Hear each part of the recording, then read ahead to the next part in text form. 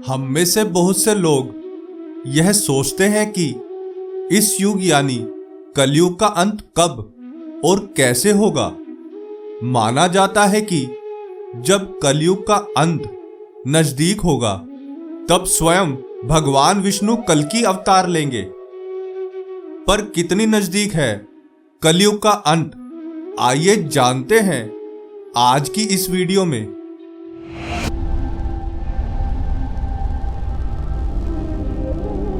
प्रणाम मित्रों, ज्ञान और वैराग्य चैनल में आपका बहुत स्वागत है।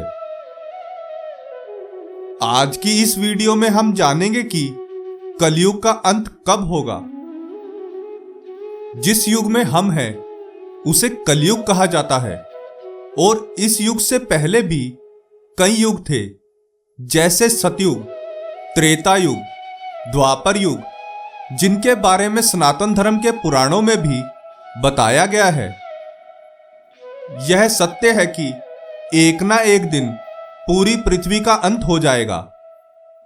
यदि सोचकर देखें तो विश्वास ही नहीं होता कि एक दिन इस सृष्टि का सर्वनाश हो जाएगा और फिर होगा धरती का नया जन्म। परंतु सबसे पहले यह जानना आवश्यक है कि अभी कलयुग का कौन सा वर्ष चल रहा है। असल में ब्रह्म वैवर्त पुराण के अनुसार कलयुग के 5000 वर्ष बीत चुके हैं। ऐसा माना जाता है कि इस युग में अधर्म फैलेगा। एक इंसान दूसरे इंसान पर भरोसा नहीं करेगा। धीरे धीरे धर्म ग्रंथों पर से भी विश्वास उठने लगेगा और अपने ही अपनों पर वार करेंगे। शायद इसे ही कलयुग कहते हैं। हिंदू धर्म के पुराणों और वेदों के अनुसार कलयुग में एक ऐसा समय भी आएगा जब इंसान की उम्र बहुत कम हो जाएगी। युवावस्था समय से पहले ही समाप्त हो जाएगी। आने वाले समय में मनुष्य की उम्र केवल 20 वर्ष ही रह जाएगी। जैसा हमने पहले बताया, इस सृष्टि के आरंभ से अंत तक 4 युग हैं: सतयुग, त्रेता युग, द्वापर युग और कलयुग। कलयुग के अंत को लेकर अनेक धर्म ग्रंथों में कई रोचक और रहस्यमयी बातों का उल्लेख मिलता है, जैसे कि मनुष्य की उम्र केवल 20 वर्ष रह जाएगी। यह सुनकर विश्वास नहीं होता, परंतु पहले के युगों में लोग 500 वर्ष तक जीते थे। इसके अलावा मनुष्य की लंबाई की बात करें तो अभी एक व्यक्ति की लंबाई औसतन 5 फीट 5 इंच होती है, लेकिन जैसे जैसे कलयुग का अंत करीब आएगा वैसे वैसे लोगों की लंबाई भी कम होती रहेगी और सिर्फ 4 इंच की लंबाई रह जाएगी। कहा जाता है कि इस धरती का विनाश जल्द ही होगा। ऐसे में यह प्रश्न मन में आता है कि कलयुग के अंत में और कितने वर्ष शेष हैं। शास्त्रों में समय की अवधि को बहुत विस्तार से बताया गया है, जिसके अनुसार हमारे पितरों का एक दिन मनुष्य के 1 महीने के बराबर है। वहीं देवताओं का एक दिन मनुष्य के 1 वर्ष के बराबर होता है।